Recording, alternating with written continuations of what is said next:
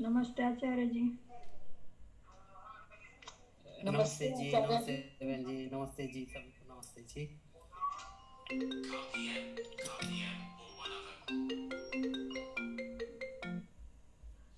नमस्ते जी आचार्य जी।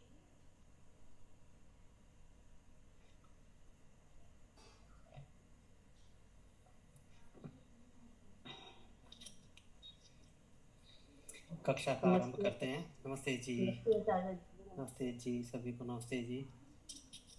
विश्वानिदेव मंत्र का पाठ करेंगे। ओम विश्वानिदेव सवितर्दुरितानि परासुव यद्भद्रं तन्न आसुव। ओम सत्यार्थ प्रकाश स्वाध्याय कक्षा के अंदर आप सभी का स्वागत है। सभी को नमस्ते जी। कल तीसरा समोल्लास हमारा पूरा हो गया था, जिसमें पठन पाठन विधि की ऋषि ने पूरी व्यवस्था दी थी। तो उसके अंदर पढ़ने पढ़ाने वालों के कर्तव्य लिखे थे कि किस किस का कर्तव्य है, अर्थात माता पिता आचार्य और संबंधियों का ये मुख्य कर्तव्य कर्म है, ऐसा ऋषि ने वहाँ आदेश किया। और उसके बाद फिर वहाँ पर ये बताया कि लड़का और लड़की अर्थात पुत्र और पुत्री दोनों को ही पाठशाला में अवश्य भेज दें। और अंतिम में एक चीज़ लिखी थी कि जो ना भेजें, राज नियम और जातीय नियम होना चाहिए कि वह दंडित हों। अर्थात प्रत्येक माता पिता अपनी सभी संतानों को विद्या शिक्षा के लिए गुरुकुल अवश्य भेजें। वहाँ पर समय लिखा कि 5 से 8 वर्ष के अंदर उपनयन करके और गुरुकुल में भेज दें। उसके साथ साथ फिर जो आरंभ में दिया कि दो चीज़ें, एक शिक्षा और एक विद्या। शिक्षा के अंदर आता है संपूर्ण आचरण। तो अर्थात गुरुकुल में भी कहाँ से आरंभ करें, तो ऋषि ने यहाँ पर बताया था कि सबसे पहले गायत्री मंत्र सिखावें, उसका अर्थ बतावें। तो उसके लिए यहाँ पर कहा। फिर उसके बाद ऋषि ने प्राणायाम आदि की व्यवस्था अर्थात अष्टांग योग बच्चों को सिखाया जाना चाहिए। उसके प्राणायाम आदि की विधि भी दी थी कि प्राणायाम कौन कौन से होते हैं, कैसे किए जाने चाहिए। और देखो, ये केवल ब्रह्मचारियों के लिए नहीं, हम सब के लिए भी ये आवश्यक हैं। फिर उसके बाद संध्या उपासना आदि की व्यवस्था यहाँ पर दी कि संध्या उपासना सबको करनी चाहिए, अर्थात ब्रह्म यज्ञ देव यज्ञ इनका आदेश दिया गया। उसकी पूर्ण व्यवस्था ऋषि ने यहाँ पर लिखी कि किस किस तरीके से यज्ञ किया जाना चाहिए। और यज्ञ के अंदर भी लिखा कि अग्निहोत्र ब्रह्मचारियों को गुरुकुल में केवल अग्निहोत्र लिखा है, बाकी अन्य यज्ञ गृहस्थी लोग करें। उसके बाद होम करने का और ना करने के पुण्य और पाप की चर्चा की थी। और फिर उसके बाद 3 प्रकार का ब्रह्मचर्य बताया था, कनिष्ठ ब्रह्मचर्य, मध्यम ब्रह्मचर्य और उत्तम ब्रह्मचर्य। तो उत्तम ब्रह्मचर्य के अंदर 38 वर्ष तक एक व्यक्ति ब्रह्मचारी रह सकता है। और कन्याओं के लिए अंतिम आयु 24 वर्ष की और पुरुष की 48 वर्ष। उसके बाद या तो वो विवाह करें अर्थात गृहस्थ में जाएं, अन्यथा आजीवन ब्रह्मचारी रहें। तो ये गृहस्थ में जाने का जो समय लिखा है 48 वर्ष का, और कन्याओं के लिए 24 वर्ष का। बाद में ऋषि ने यहाँ पर पढ़ने पढ़ाने के नियम बताए कि अर्थात किस प्रकार से पठन पाठन करें, किस किस आचरण को धारण करें। उसके पूरे का पूरा उसका दिया कि उनका आचरण पढ़ने वालों का भी और पढ़ाने वालों का भी किस प्रकार होता है। उसके बाद कुछ उपदेश भी यहाँ पर आचार्यों के द्वारा ब्रह्मचारियों को दिए गए। एक जगह पर बड़ी महत्वपूर्ण बात लिखी थी कि हमारे ब्रह्म आचार्य कहते हैं ब्रह्मचारी को कि हमारे अंदर यदि आप किसी प्रकार का कोई दोष देखें तो आप उन दोषों को धारण ना करें, केवल गुणों को ही धारण करें। अर्थात ब्रह्मचारियों के अंदर किसी भी प्रकार का कोई अवगुण, कोई दुर्व्यसन आदि नहीं होना चाहिए। तो इस तरह यहाँ पर पूरा ऋषि लिखते हुए फिर एक बड़ी महत्वपूर्ण चर्चा यहाँ पर ऋषि ने की थी कि जितना भी पठन पाठन हो वो किस प्रकार का हो। कहते हैं परीक्षा करके होना चाहिए, अर्थात केवल उन्हीं ग्रंथों का पठन पाठन हो जो सत्य ग्रंथ हैं। असत्य ग्रंथ संसार में बहुत चलते हैं, बड़े लोगों ने लिखे हुए हैं, कहते हैं उनका पठन पाठन नहीं होना चाहिए। तो उसकी परीक्षा कैसे, कहते 5 प्रकार की उसकी परीक्षा होनी चाहिए। अर्थात केवल ग्रंथों की नहीं, हम अपने जीवन में भी अगर कोई किसी भी सिद्धांत को समझें जाने तो पहले उसकी परीक्षा करें कि यह सत्य है भी या नहीं। तो 5 जो परीक्षाएं बताई थी, अर्थात ईश्वर के गुण कर्म स्वभाव और वेदों के अनुकूल, यदि है तो वह सत्य है, अन्यथा वह मिथ्या। अर्थात ईश्वर को जानने के लिए ईश्वर के गुण कर्म स्वभाव को जानना आवश्यक है, और उसके अनुसार यदि कुछ है तो वो ईश्वर, और अन्यथा उसको ईश्वर ना माना जाए। और उसकी व्यवस्था ऋषि ने पहले समोल्लास के अंदर आरंभ में कर दी कि ईश्वर के मुख्य गुण कर्म स्वभाव कौन कौन से हैं। वहाँ 100 नामों की जो व्याख्या की, और वेद के अनुकूल वह सत्य, और दूसरा अगर उससे विरुद्ध है तो असत्य है। उसके बाद सृष्टि क्रम से अनुकूल, अर्थात सृष्टि के अंदर हम देखते हैं कि जैसा कि हमेशा से होता आया है वो सत्य है, और कहीं पर कोई असंभव है जो सृष्टि क्रम में कभी मिलता ही नहीं, और उसकी कोई घटना कोई कहे कि ऐसा भी हुआ था, तो उसको असत्य जाने।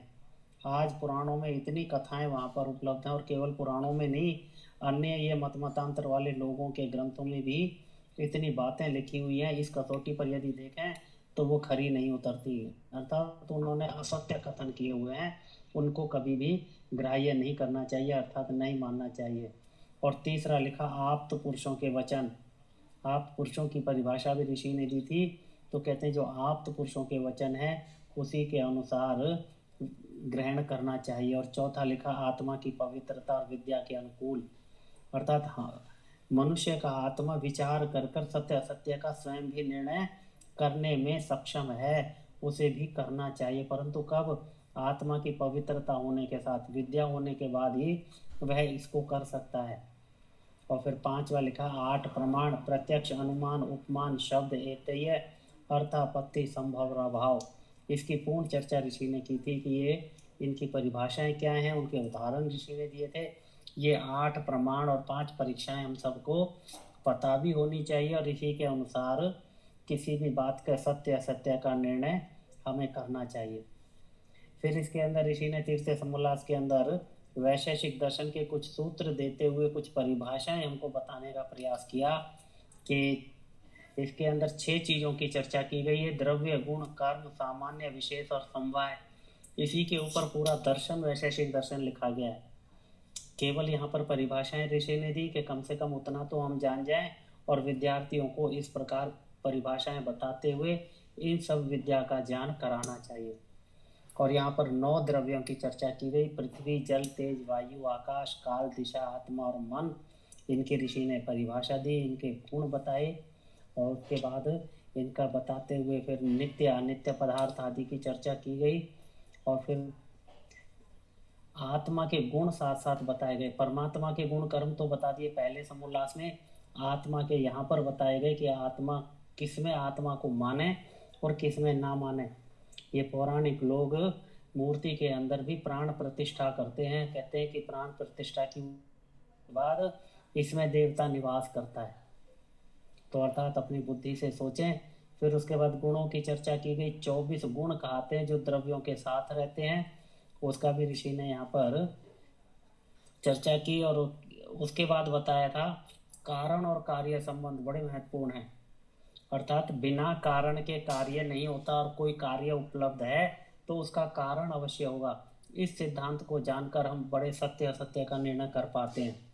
अर्थात अगर किसी पदार्थ का कारण उपलब्ध नहीं है तो वो वस्तु नहीं हो सकती। हाँ, जो वस्तु नित्य हैं उनका कभी कारण नहीं होता। तो वस्तुएं 3 कौन सी, आत्मा, परमात्मा और प्रकृति, इनका कोई कारण नहीं है, ये केवल ये अपने आप में कारण है, इनसे कार्य होता है। तो इस तरह की परिभाषा यहाँ पर ऋषि ने देते हुए फिर भाव अभाव की चर्चा की थी। और इतना करने के बाद ऋषि ने ये सारे का सारा क्या है, ये शिक्षा का विषय था। अब यहाँ पर पठन पाठन के लिए बताया कि कौन कौन से ग्रंथ पढ़ने चाहिए।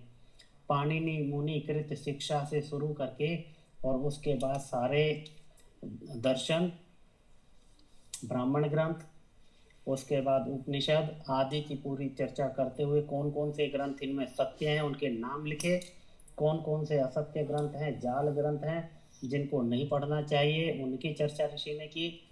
तो उसके अंदर ब्राह्मण ग्रंथ आदि की चर्चा की और सबका समय बताया कि गुरुकुल के अंदर पढ़ते कितने समय में कौन सा ग्रंथ पढ़ना चाहिए। उसके बाद ऋषि ने एक जगह पर विद्या के पढ़ने पढ़ाने के विघ्न लिखे, अर्थात जिनको छोड़ देना चाहिए, क्योंकि यदि ये विघ्न साथ में रहेंगे तो विद्या का अर्जन पूरी तरह से नहीं हो पाता। ये विघ्न है जो कि पढ़ने पढ़ाने से रोकते हैं। तो इस तरह यहाँ पर चर्चा करते हुए ऋषि ने अंतिम में एक बात कहा था कि सभी को विद्या का अर्जन करना आवश्यक है, कोई भी विद्या से रहित ना रहे। और यह सब व्यवस्था कौन करे? कहते राजा और प्रजा अर्थात गृहस्थ के लोग। और राजा का ये कर्तव्य बताया है कि अपने देश के सभी संतान, हमारे सभी बच्चे अर्थात लड़के और लड़कियां पूर्ण विद्यावान होकर और गृहस्थ आश्रम में जाएं। तो अब यहाँ पर चौथा समोल्लास जो आज आरंभ करना है, उसका विषय भी ये गृहस्थ आश्रम है, अर्थात शिक्षा पूरी करने के बाद एक व्यक्ति या तो आजीवन ब्रह्मचारी रहे, अन्यथा गृहस्थ धर्म में प्रवेश करे।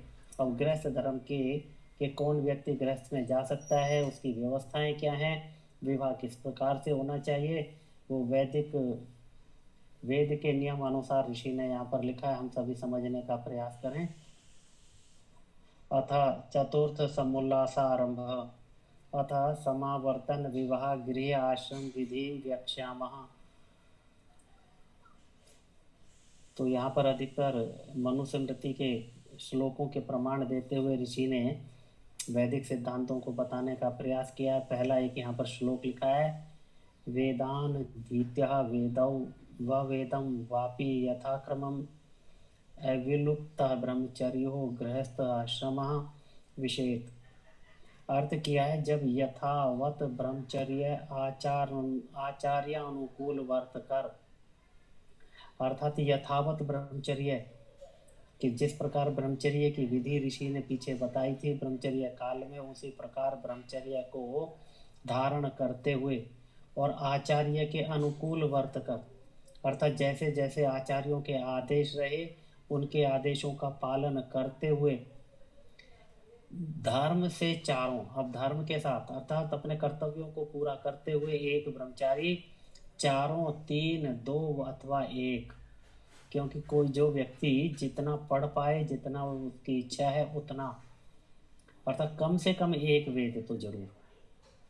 अगर 25 वर्ष तक एक व्यक्ति ब्रह्मचारी रहे या कन्या 16, कम से कम आयु 16 वर्ष की है, तो उतने समय में एक वेद का अध्ययन सांगोपांग पढ़ के, अर्थात अंग और उपांगों के साथ पढ़ के, और नहीं तो अगर ज़्यादा ब्रह्मचर्य रखें तो उसके लिए फिर लिखा है चारों वेद पढ़े, 3 पढ़े, 2 पढ़े, अन्यथा 1 तो अवश्य पढ़े। कहते हैं जिसका ब्रह्मचर्य खंडित ना हुआ हो वह स्त्री व पुरुष गृह आश्रम में प्रवेश करे।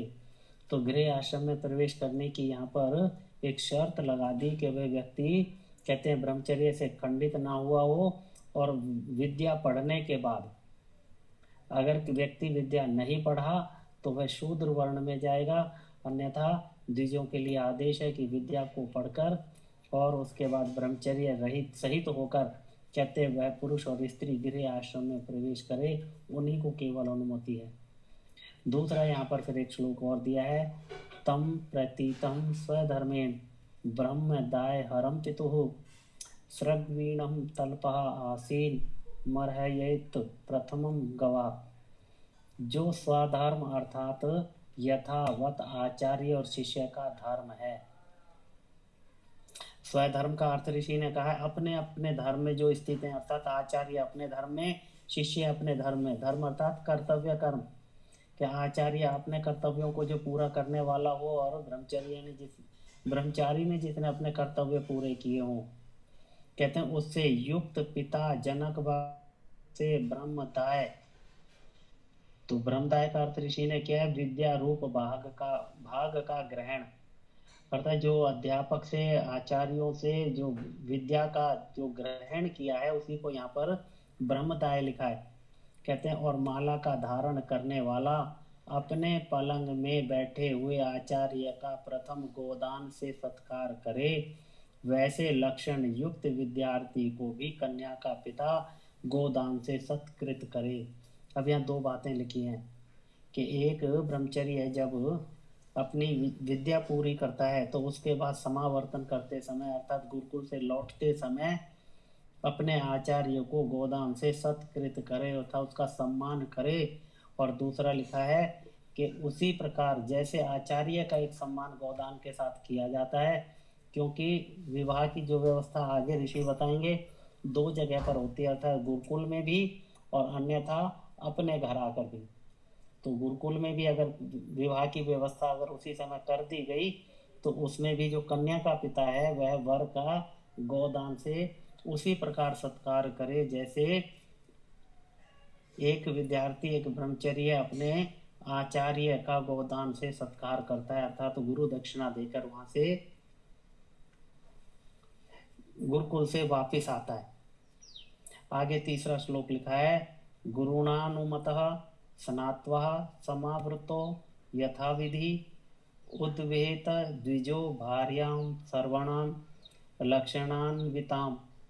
गुरु की आज्ञा ले स्नान कर गुरुकुल से अनुक्रम पूर्वक आके, अर्थात जब विद्या पूरी हो गई, गुरु की आज्ञा हो जाए गुरुकुल छोड़ने के लिए, तो वहां से स्नान आदि करके और गुरुकुल से अनुक्रम पूर्वक अर्थात जिस क्रम में उसका नंबर आता है उससे आके ब्राह्मण क्षत्रिय वैश्य अपने वर्णानुकूल, क्योंकि ये वर्ण व्यवस्था कहाँ पर निश्चित की जाती है, आचार्यों द्वारा गुरुकुल के अंदर व्यक्ति की वर्ण व्यवस्था निश्चित की जाती है, अर्थात वे व्यक्ति ब्राह्मण रहेगा या क्षत्रिय या वैश्य या शूद्र कुल में जाएगा, तो उसी के अनुसार जो जो वर्ण उन्होंने धारण किए हैं उसी के अनुसार, क्योंकि ब्राह्मण का विवाह लिखा है ब्राह्मणी के साथ, वो भी आगे ऋषि व्यवस्था देंगे, क्षत्रिय क्षत्रिया के साथ, वैश्य वैश्या के साथ और शूद्र शूद्रा के साथ विवाह होना आवश्यक है, अर्थात अपने अपने वर्ण में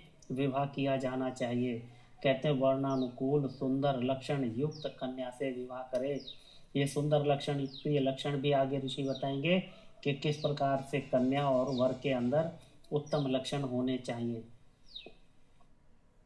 यहाँ पर ये विवाह की व्यवस्था अर्थात समावर्तन के समय फिर विवाह की व्यवस्था यहाँ पर ऋषि ने दी है। आगे यहाँ पर लिखते हैं, असपिंडः च या मातुर सगोत्रः च या पितुः सा प्रशस्ता द्विजातिनां दार कर्मणि मैथुने।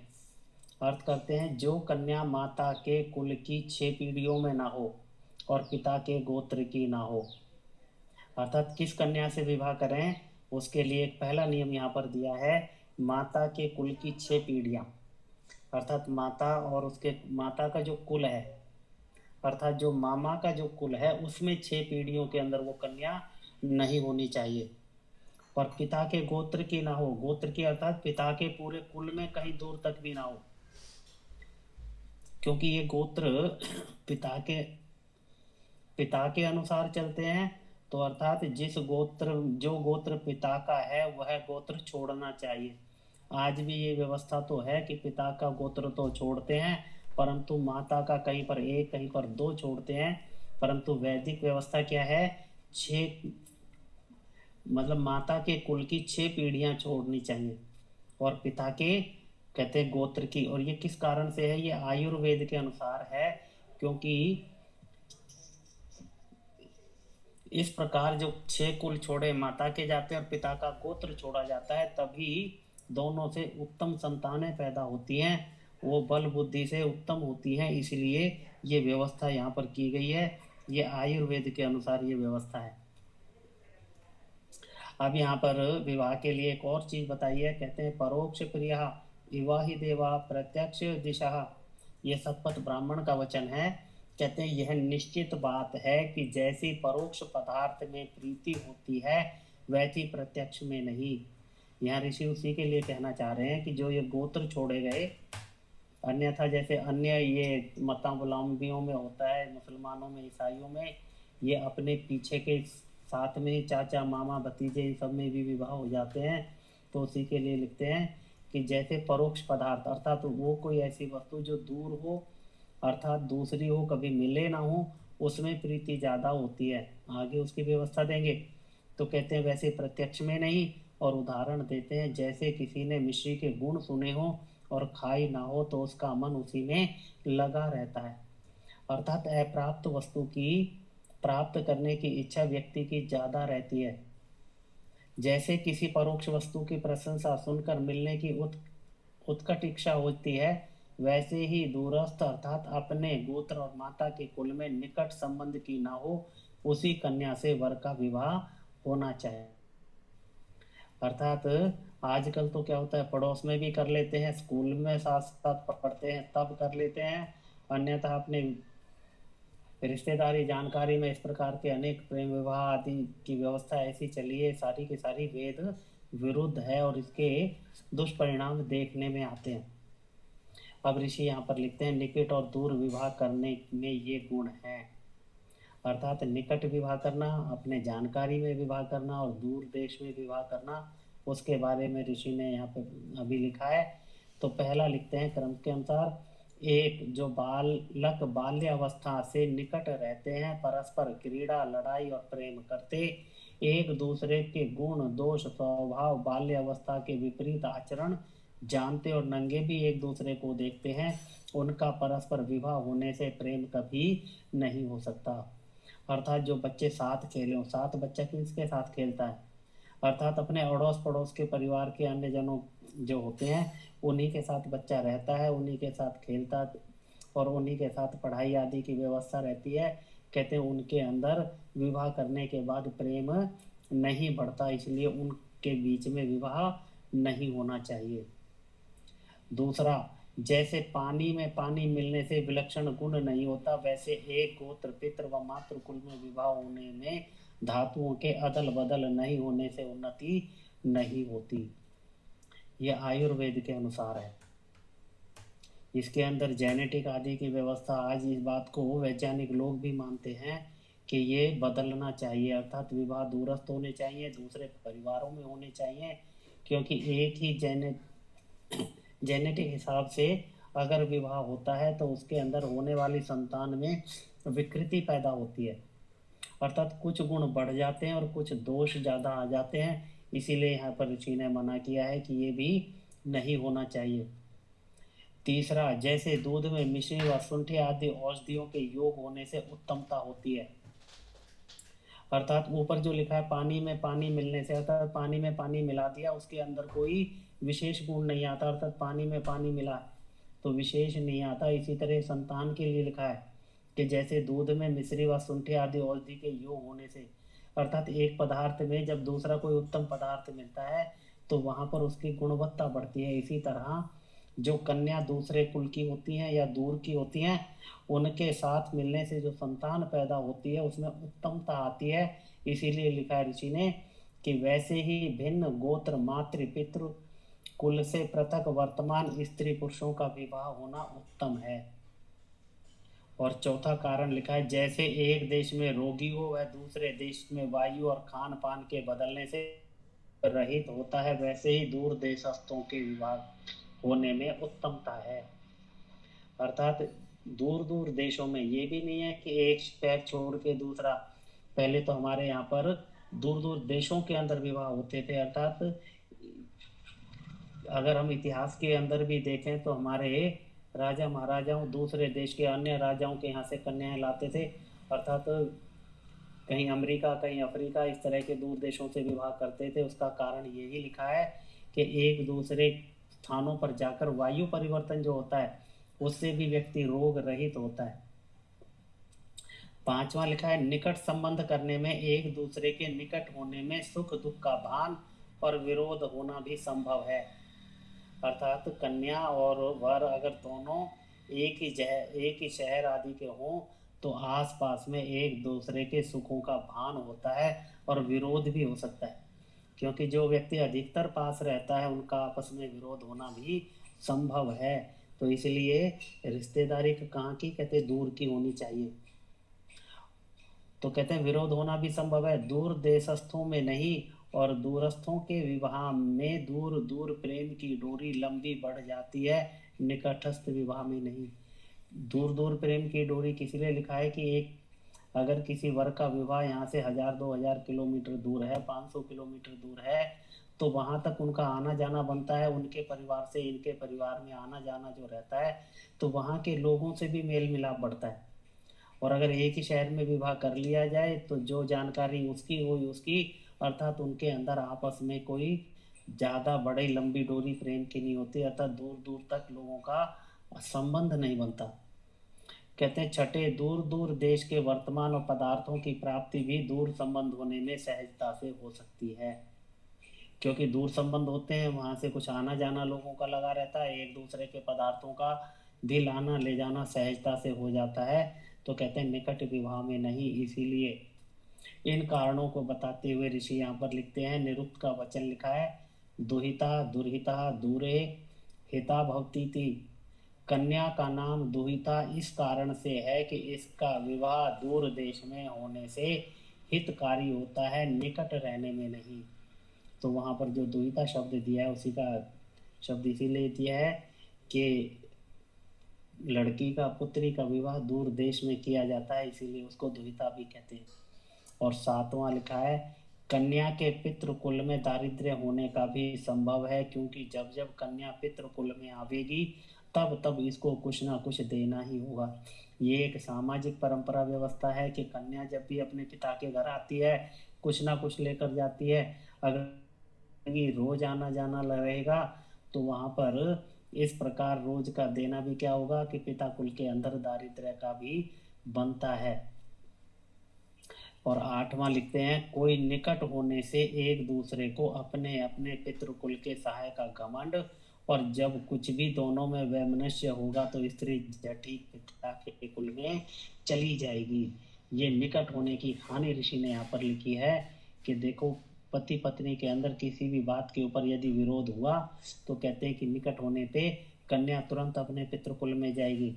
एक दूसरे की निंदा अधिक होगी और विरोध भी, क्योंकि स्त्रियों का स्वभाव तीक्ष्ण और मृदु होता है, इत्यादि कारणों से।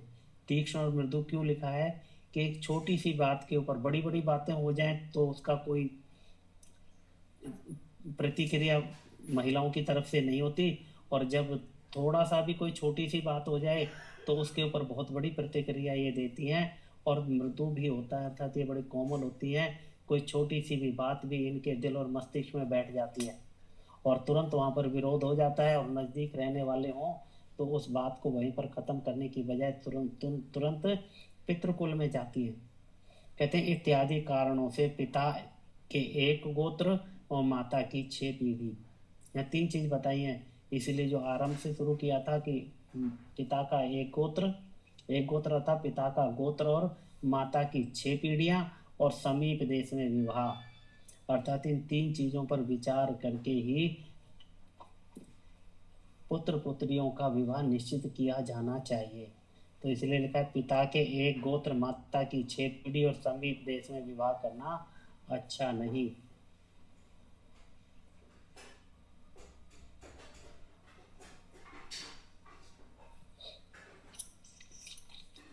आगे यहाँ पर मनुस्मृति का एक श्लोक और दिया है, कहते हैं मानत्य भी समृद्धानि गोजा विधन धान्यतः स्त्री संबंधे दशैतानि कुलानि परिवर्जयेत। एक नियम और दिया है विवाह संबंधी, कहते चाहे कितने ही धन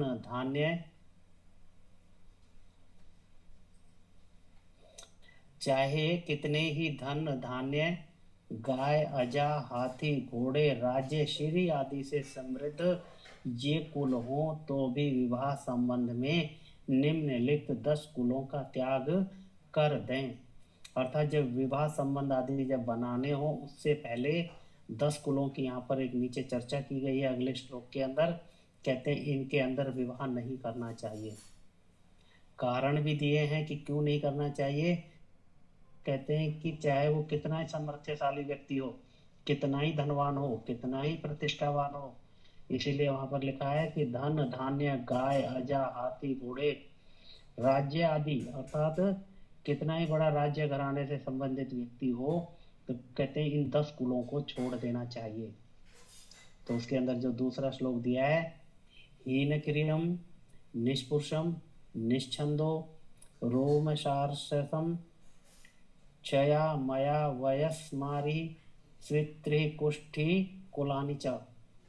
अब उनकी जो सूची यहाँ पर दी है, कहते हैं जो कुल सत क्रिया से हीन, अर्थात जिस कुल में व्यक्तियों का आचरण उत्तम ना हो, सत आचरण से हीन हो, अर्थात दुष्ट आचरण वाले व्यक्ति जिस कुल के अंदर हो, सत्पुरुषों से रहित, अर्थात उस कुल के अंदर कोई सत्पुरुष ना हो, महापुरुष ना हुए हो, उत्तम आचरण वाले पुरुष ना हो, वेदाध्ययन से विमुख, अर्थात जो कुल वेद के अध्ययन से विमुख हो, विद्या की प्राप्ति ना की हो, वेदों को ना मानने वाला हो, वेद निंदक हो, अर्थात नास्तिक व्यक्ति जहाँ रहते हो, शरीर पर बड़े बड़े लोम, ये बड़े बड़े लोम आपने देखे होंगे, कमर आदि कंधे आदि पर बहुत से लोगों के बड़े बड़े बाल होते हैं, और अन्य जगह अर्थात जहाँ बाल नहीं होने चाहिए वहाँ पर भी बड़े बड़े लोम होते हैं।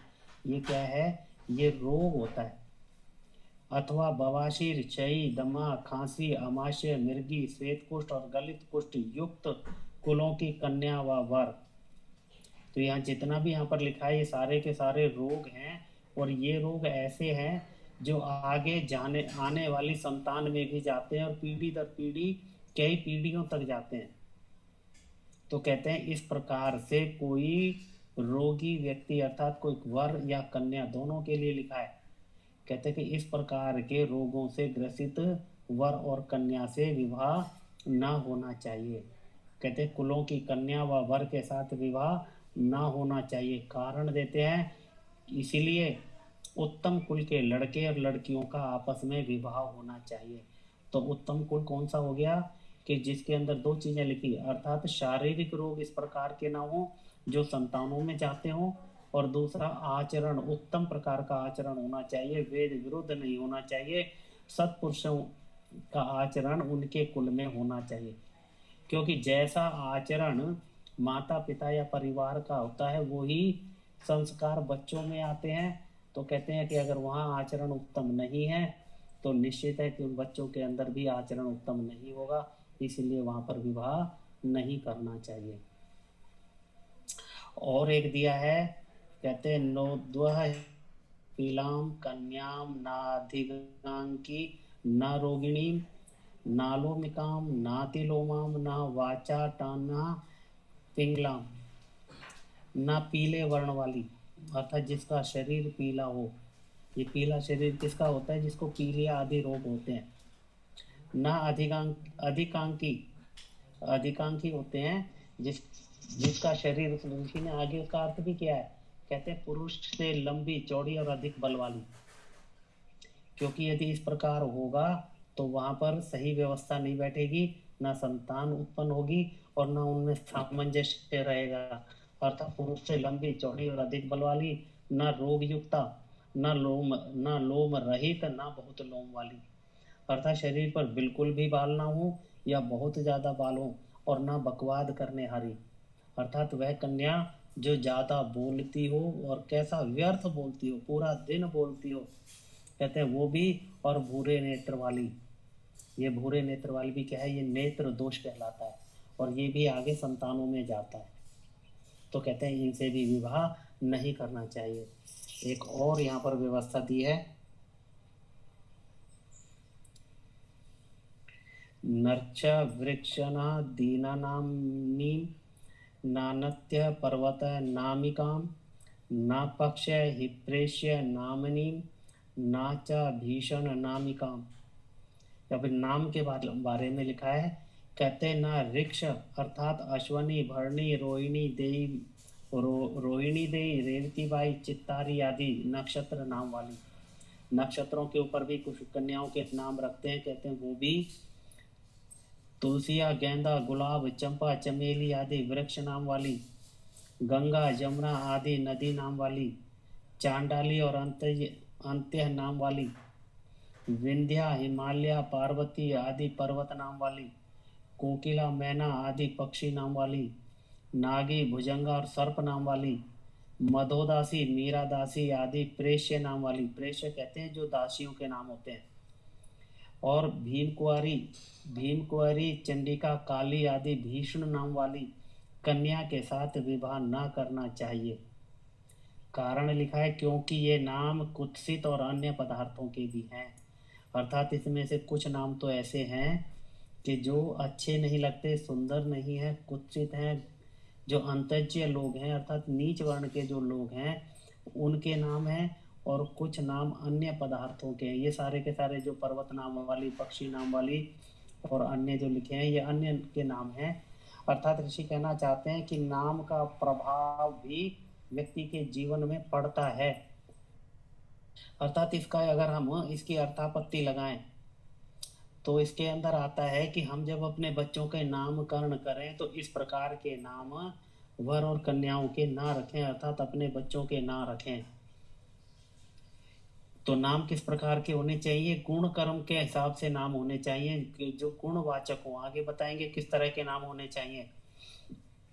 तो कहते हैं ये नाम जो अन्य पदार्थों के, अन्य वस्तुओं के हों उस प्रकार के नाम ना रखे जाएं। अगर हम थोड़ा सा पीछे देखें तो हमारे दादा दादी अन्य लोगों के नाम, अब पीछे 2-3 पीढ़ी भी चले जाए तो सारे नाम कैसे मिलेंगे? बर्फी, जलेबी, गुलाबो, ये सारे नाम इस तरह के रखे गए। कारण कि हम लोगों ने विद्या को पढ़ना छोड़ दिया, और हमने नहीं, ब्राह्मणों ने जो नामकरण आदि कराते थे उनको भी विद्या नहीं थी, अर्थात नामकरण किस प्रकार से कराना चाहिए। जो मन में आया वो नाम रख दिया। तो कहते हैं ये नाम क्या है? कहते हैं कि ये नाम वैदिक नहीं है, ये विधा वैदिक नहीं है, इस प्रकार के नाम नहीं रखे जाने चाहिए। ऐसे नाम रखे जाएं जो अच्छे गुणों को धारण करने वाले हों, गुणवाचक नाम रखे जाने चाहिए। और अगर किसी बच्चे का नाम इस प्रकार से रख भी दिया गया तो कहते हैं उसका नाम विवाह के समय पर बदलकर एक उत्तम नाम रख के और उसका विवाह करना चाहिए, क्योंकि आगे पूरा जीवन उसी नाम से चलता है। नए स्थान पर जाएगी, नए नाम से जानी जाएगी, नाम सुंदर होना चाहिए। तो नाम बदलने का आज भी परंपरा है, कहीं पर ऐसा नाम मिल जाता है तो लोग नाम बदल कर विवाह कर भी देते हैं, तो नाम बदल के विवाह किया जा सकता है। अन्यथा व्यवस्था तो क्या है कि आरंभ में ही कन्या का नाम सुंदर रखा जाना चाहिए। आगे यहाँ पर एक श्लोक और दिया है।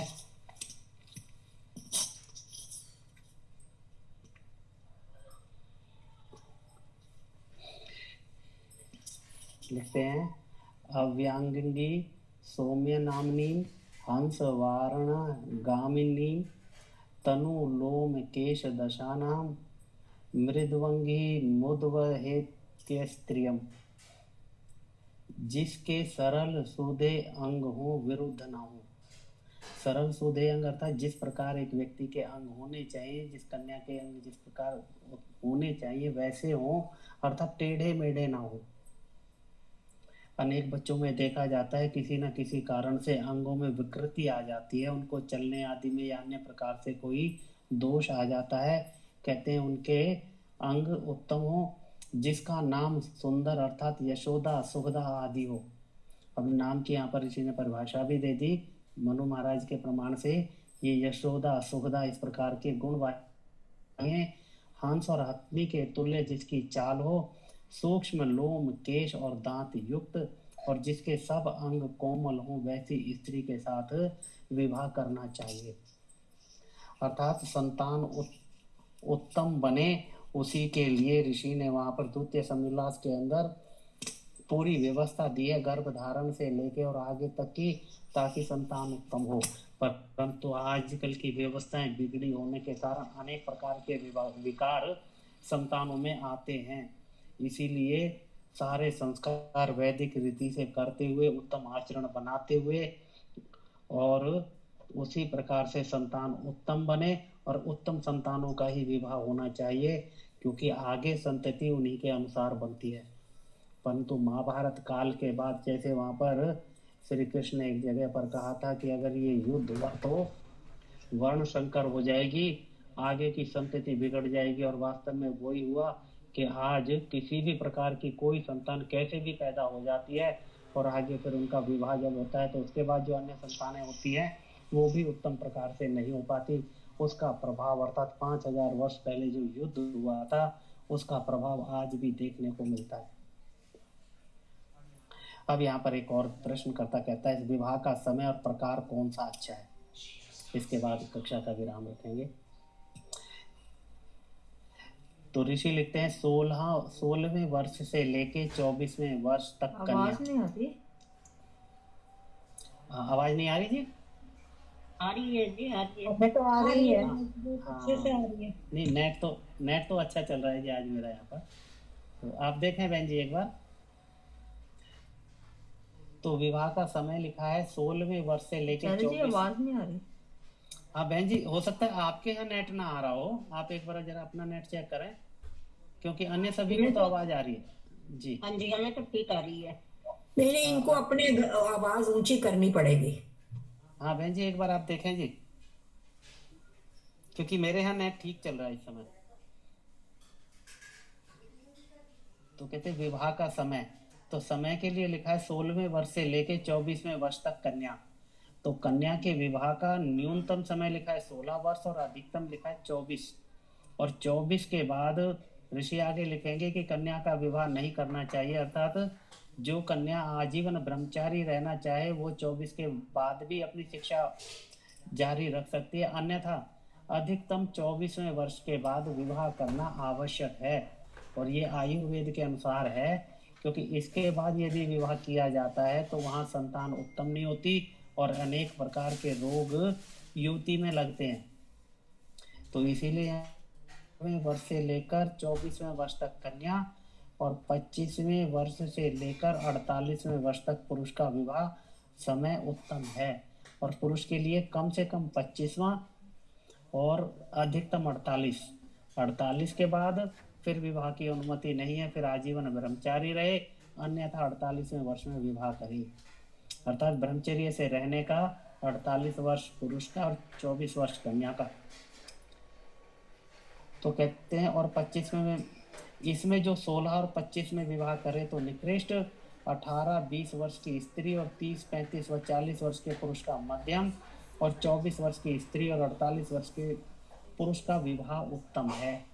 अर्थात ये विवाह भी ऐसा नहीं है कि 16 वर्ष की कन्या हो तो 48 वर्ष का पुरुष विवाह कर ले, उसमें भी आयु के अनुसार विवाह करने की निश्चित विधि यहाँ पर है।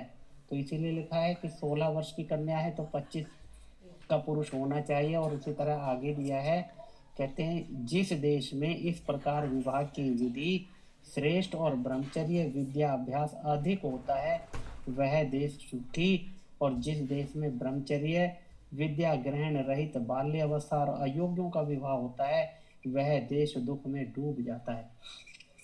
अर्थात जो विवाह है, तो यहाँ पर पहला लिखा है कि ब्रह्मचर्य के साथ विवाह, अर्थात ब्रह्मचर्य को खंडित ना करते हुए विवाह के लिए लिखा है। और दूसरा लिखा है विद्या अभ्यास, अर्थात विद्या अभ्यास भी होना चाहिए। अर्थात जो समय यहाँ पर विवाह का दिया है उससे पहले ब्रह्मचर्य काल के अंदर विद्या पढ़ा हुआ व्यक्ति ही विवाह करे। तो कहते हैं कि उस जहाँ पर इस तरीके से विवाह की विधि होती है वहाँ पर उस देश में, उस राज्य के अंदर सुख बढ़ता है। और अन्यथा कहते हैं कि जब अयोग्यों का विवाह होता है तो वे देश दुख में डूब जाता है, क्योंकि ब्रह्मचर्य विद्या के ग्रहण पूर्वक विवाह से सुधार ही से सब बातों का सुधार।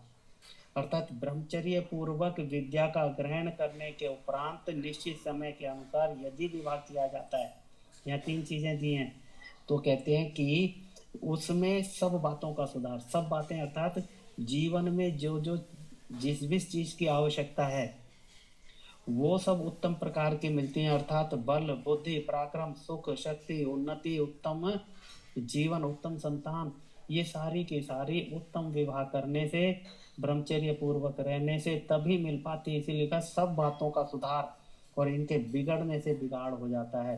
अर्थात अगर इन नियमों को ना माना जाए तो अपना भी जीवन खराब और आगे आने वाली संतति की भी वह रोग रहित या बलयुक्त या बुद्धि युक्त नहीं रहती, अर्थात आगे उसका प्रभाव पड़ता है। आज के पाठ का यहीं पर विराम करते हैं, आगे का कल रखेंगे।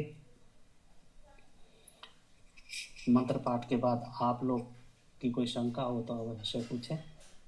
ॐ विश्वानि देव सवितर्तुरितानि परास्तो वा यद्भद्रं तन्न आसो वा। ॐ शांति शांति शांति। ओम सभी को नमस्ते जी। नमस्ते जी। आचार्य जी, मेरा एक प्रश्न जी। है। हाँ जी एक स्वागत। तो जी ये आपने ये बताया कि जो कन्या माता के कुल के 6 पीढ़ियों में ना हो, पिता को तो हाँ जी पता चला कि गोत्र में ना हो,